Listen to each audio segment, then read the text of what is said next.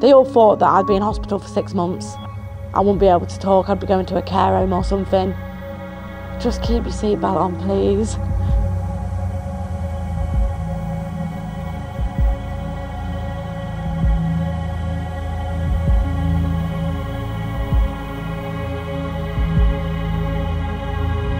My injuries, where do we start from?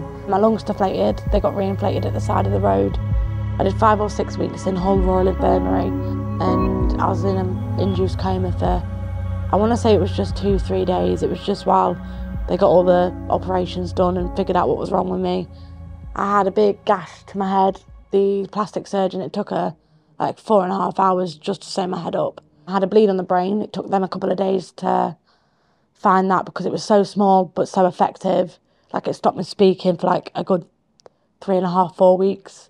And then I had a femur fracture and spinal fracture.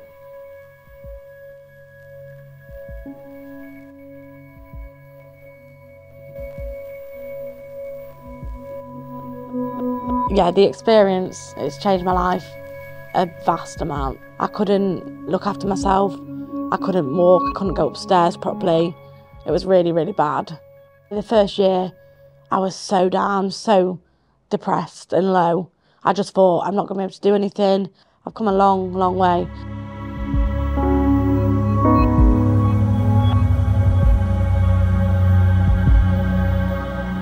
If you're going to take your belt off, pull over.